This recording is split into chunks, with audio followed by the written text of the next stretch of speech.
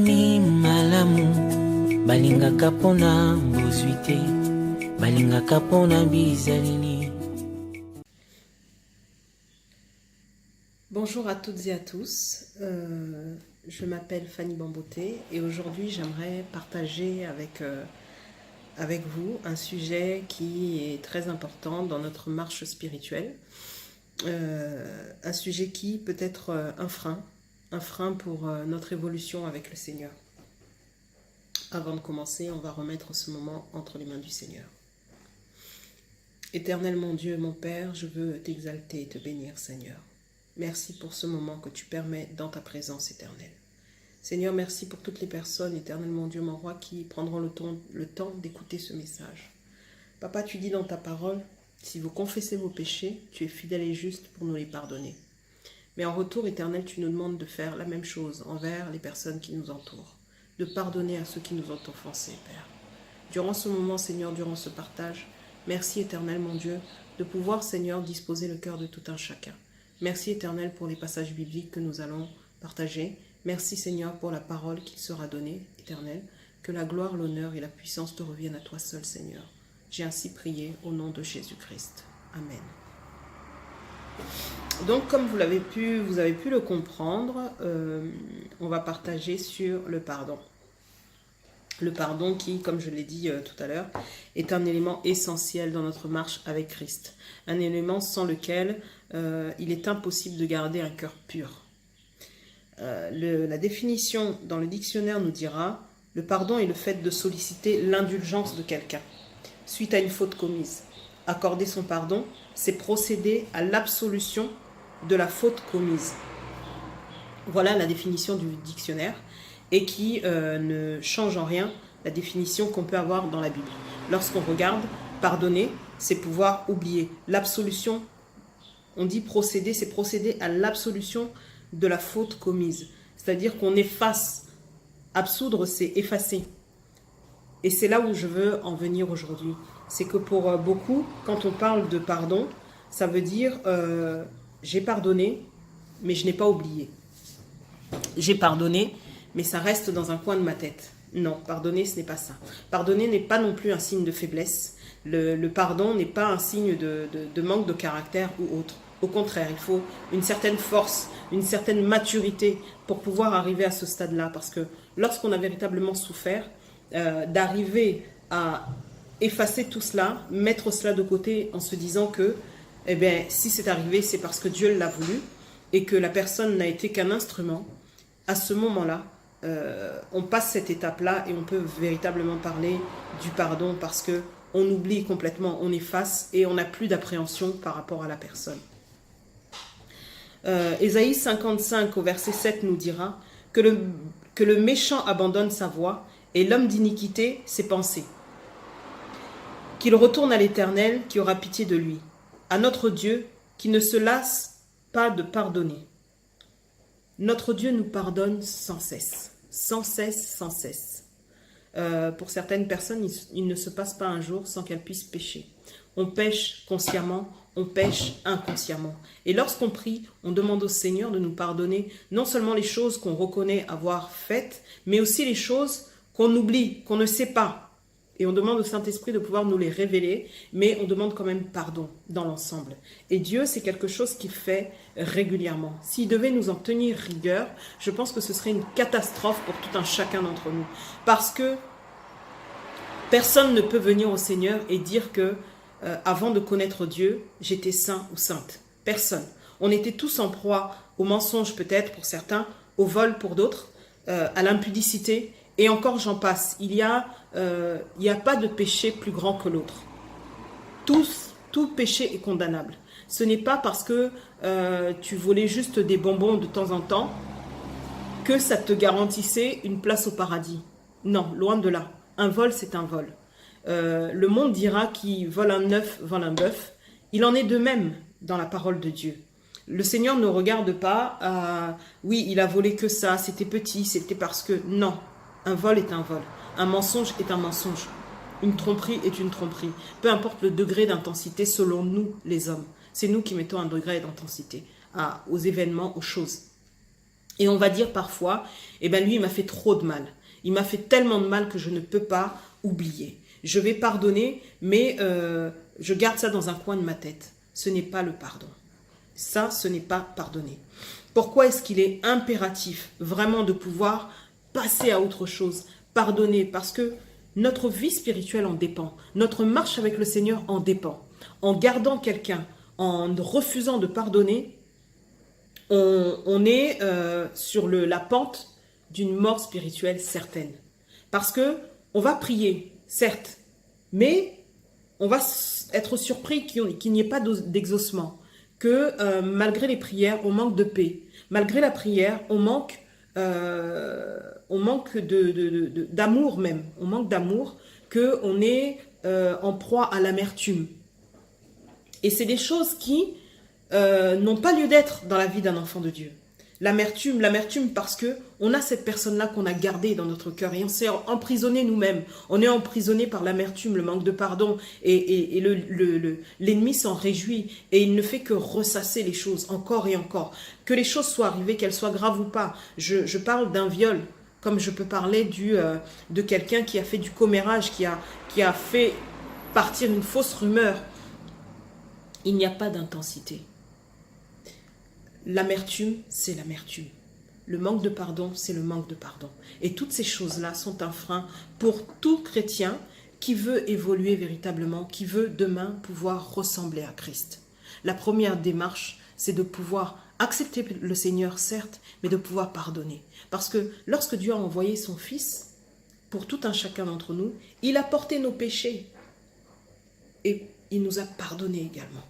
Et la Bible nous dira plus loin, dans Matthieu 6, le verset 14 à 15, il nous dit « Si vous pardonnez aux hommes leurs offenses, votre Dieu céleste vous pardonnera aussi. Mais si vous ne pardonnez pas aux hommes, votre Père ne vous pardonnera pas non plus. » Vous voyez, comme on disait tout à l'heure, que ça va très loin le manque de pardon.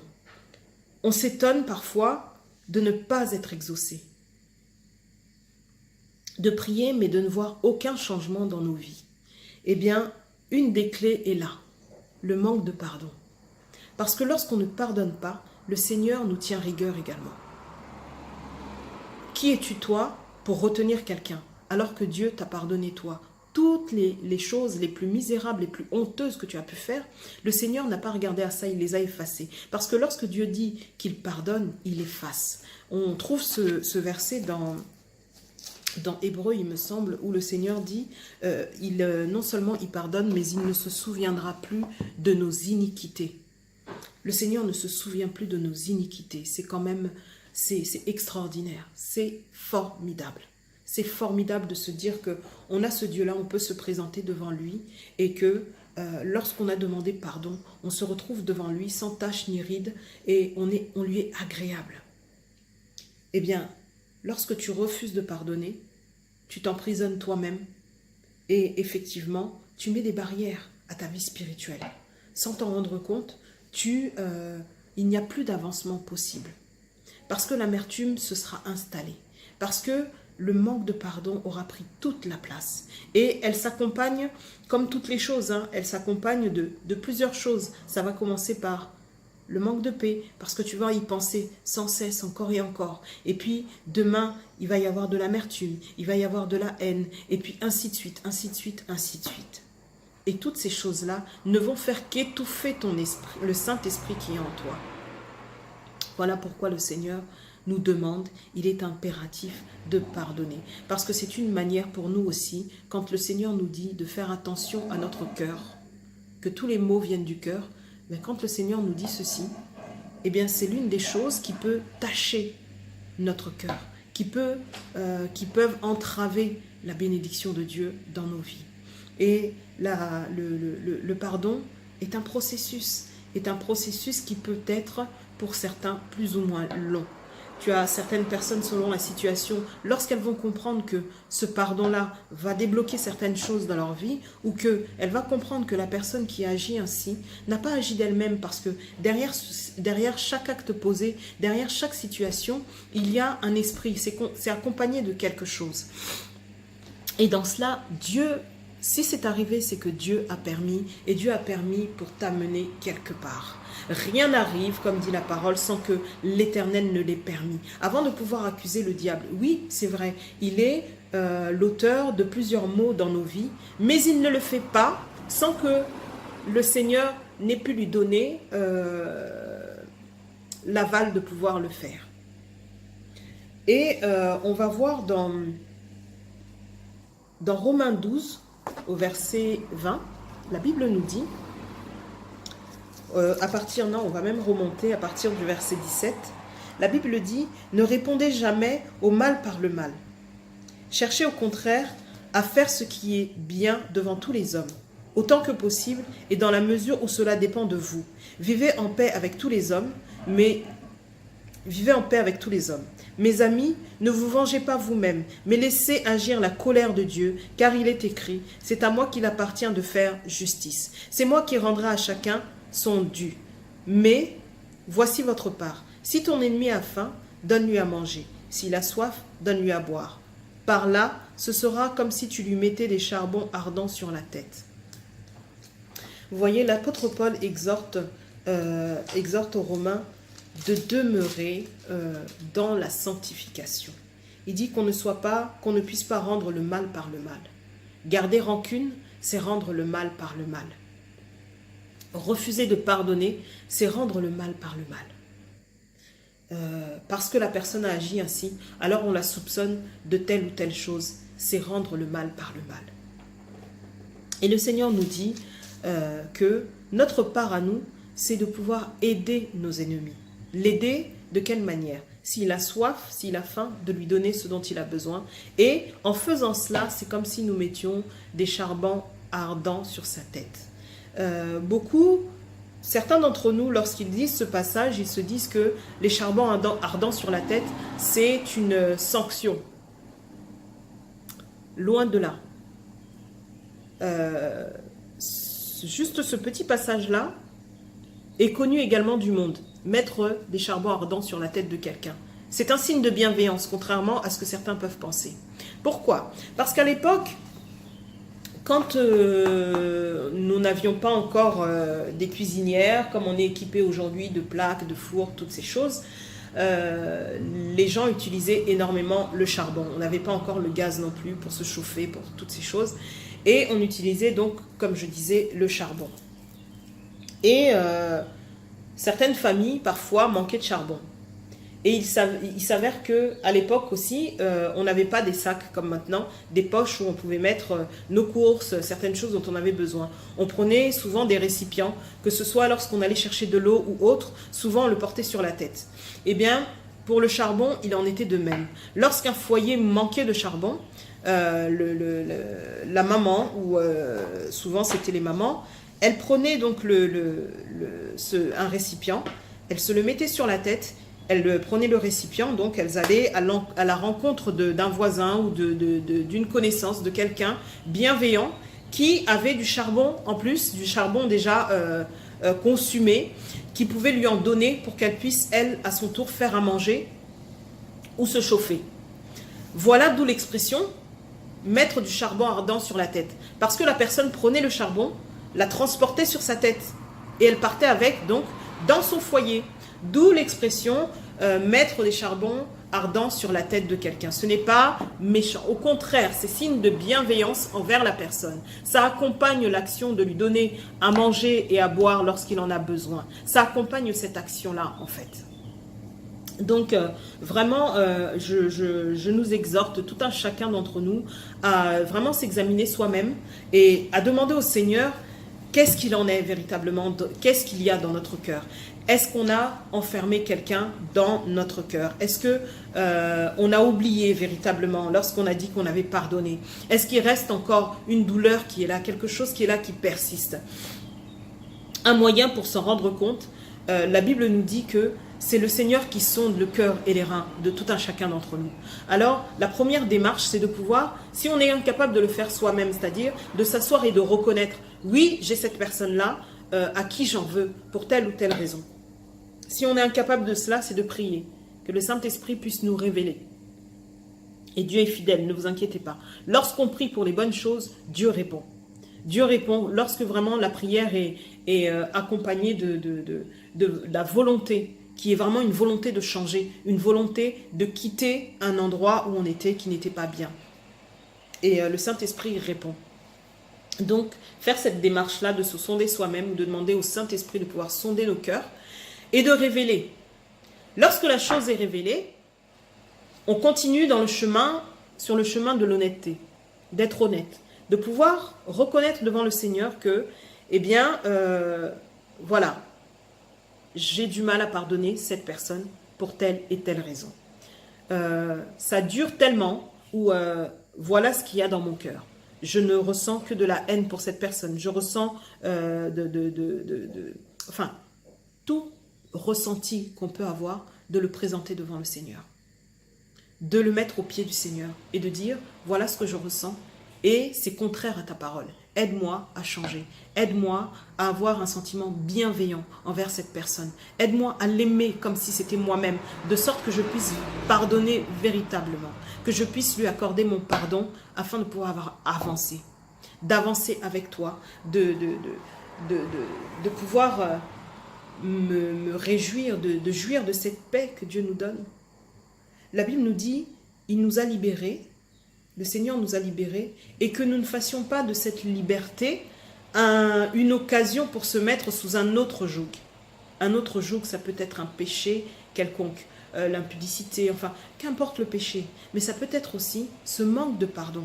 Un joug qui nous retient, qui nous empêche véritablement d'avancer avec le Seigneur. On essaye de faire un pas et on est tiré en arrière. On est tiré en arrière à chaque fois parce qu'il y a cette chose-là qui demeure sur nous, qui demeure et qui prend la place petit à petit, qui grandit, qui grandit. Et lorsqu'on est sincère avec Dieu, on reconnaît notre état, eh bien, on peut réitérer la demande autant de fois que nécessaire. Je n'ai pas besoin de vous dire. Tant qu'il n'y a pas eu d'exaucement, continuez encore et encore. Et le Saint-Esprit se chargera du reste. Et le reste, c'est quoi?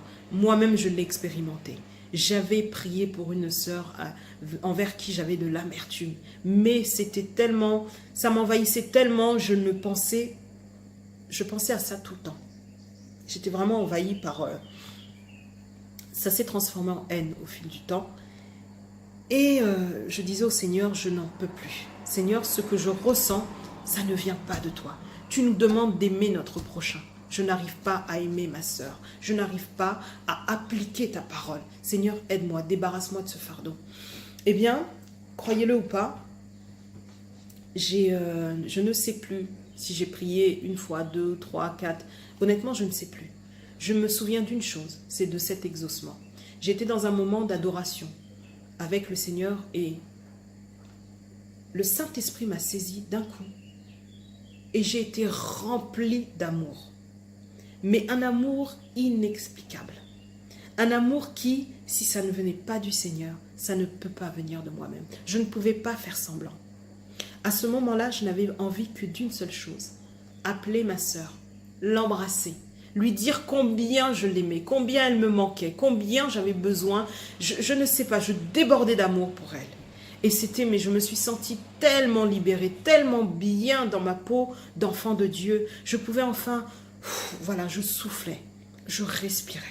Et c'était tellement agréable. Voilà pourquoi le Seigneur nous dit de donner à celui qui a, à notre ennemi qui a faim, qui a soif de lui donner. C'est comme mettre des charbons ardents sur sa tête. Pourquoi? Parce que quand quelqu'un te fait du mal, on a tellement l'habitude dans ce monde du œil pour œil, dent pour dent. Même entre nous, enfants de Dieu.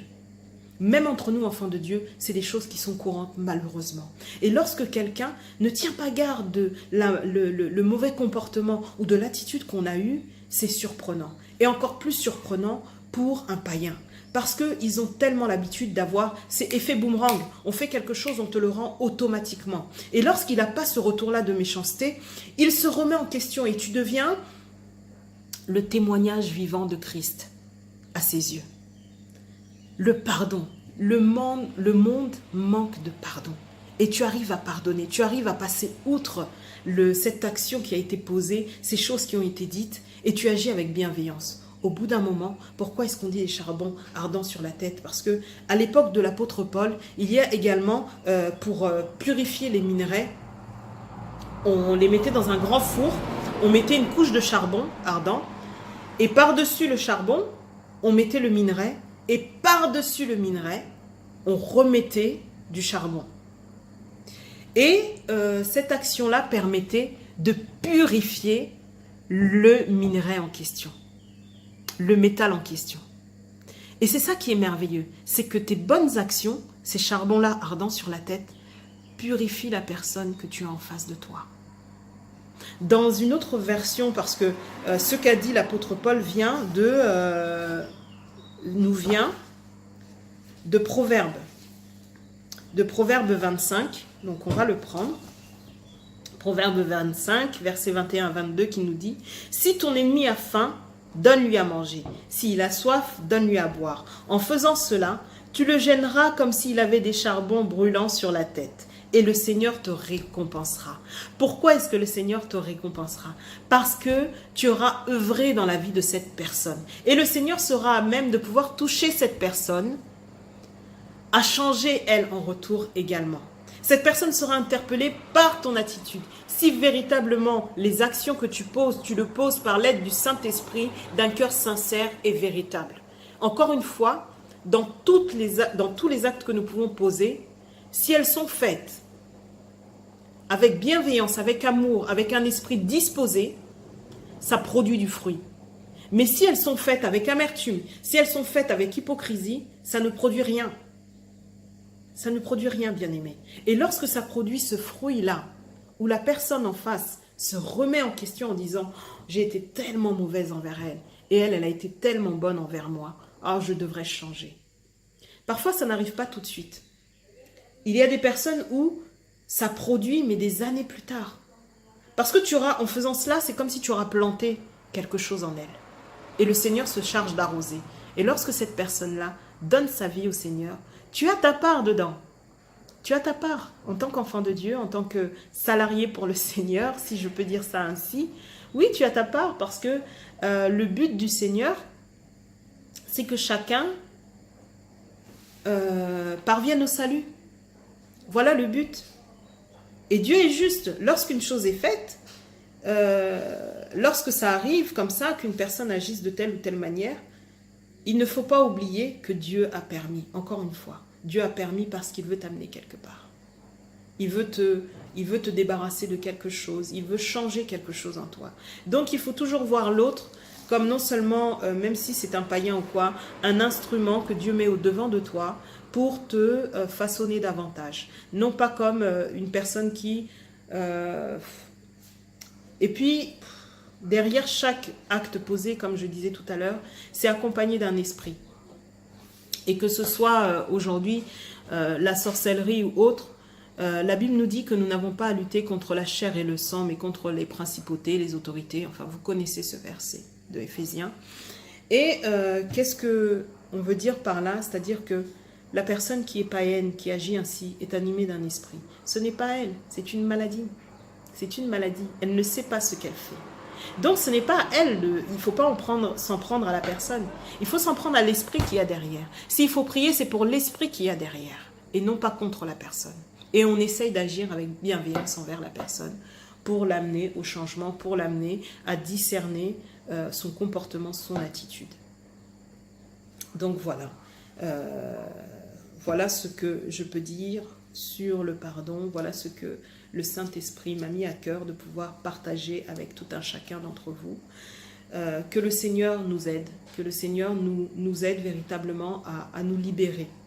À nous libérer parce que beaucoup sont restés coincés, coincés d'une certaine manière dans le manque de pardon et ne comprennent pas pourquoi ils sont devenus aigris, ils ne comprennent pas pourquoi telle ou telle chose n'avance pas dans leur vie, ils ne comprennent pas pourquoi ils ne sont pas exaucés.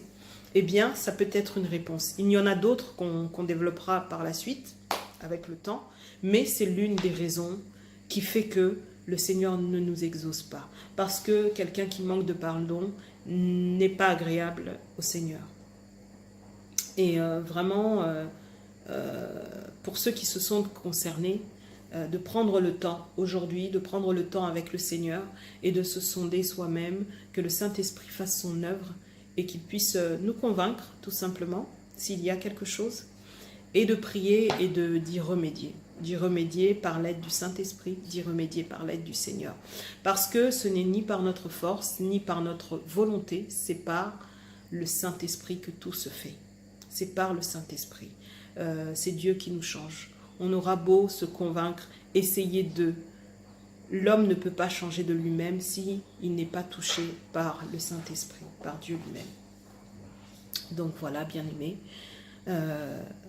je vais prendre un temps pour prier, dire merci au Seigneur pour ce moment qu'il a permis. J'espère que vous avez été bénis, j'ai été bénie de pouvoir partager cela avec vous. Ça m'a permis moi-même de me remettre en question sur certaines choses, de me remettre en question si je n'en faisais pas assez par rapport à certaines personnes. Voilà, Dieu est bon, que la gloire lui revienne. Seigneur notre Dieu, je bénis ton saint nom et je te glorifie, Papa. Merci Seigneur pour ta parole. Nous l'avons écoutée, ô Éternel. Au travers de ces passages, Éternel mon Dieu, qu'elle prenne vie en nous, Éternel. Sonde nos cœurs, Seigneur. S'il y a quelque chose, s'il y a une personne que nous retenions, Père, aide-nous, Seigneur. Aide-nous à pardonner. Aide-nous, Seigneur, à évoluer avec toi, Seigneur, avancer avec toi. Notre but, à tout un chacun, c'est de pouvoir te ressembler, Seigneur. Si le manque de pardon entachait nos cœurs, Éternel, aide-nous à nous débarrasser de cela, Seigneur. Et bénis nos ennemis, Seigneur, mon Dieu, mon roi. Bénis toutes les personnes, Seigneur, qui ont été, Seigneur, les auteurs de nos malheurs, de nos pleurs, de nos déserts, de tout ce qu'on a pu vivre, Seigneur, mon Dieu. Que, Seigneur, tu puisses bénir ces personnes. Que tu puisses, Seigneur, mon Dieu, mon roi, leur faire du bien, Éternel, mon Dieu. Que tu puisses leur donner cette grâce de pouvoir te connaître, Éternel, mon roi. Seigneur, dans tout ce qui a été dit, Père, enlève tout ce qui n'est pas de toi, Seigneur, et qu'on ne puisse garder que le bon. Seigneur, mon Dieu, que la gloire, l'honneur et la puissance te reviennent à toi seul, le Dieu redoutable et puissant en qui nous avons confiance et en qui nous mettons notre espérance. À toi la gloire, Seigneur, au nom de Jésus-Christ. Amen. Merci à tous et à toutes. Que Dieu vous bénisse. Et si tu veux, tu peux être béni, car Dieu est amour. Na moninga malamu ezali bozwi na tango apasi moto akosungaka yo soki mpasi ekomi na motema nalapinga ye mpona yo nakosala nyonso ekoki na moto kosala olangisi motema na ngai Yesu Yesu Yesu yo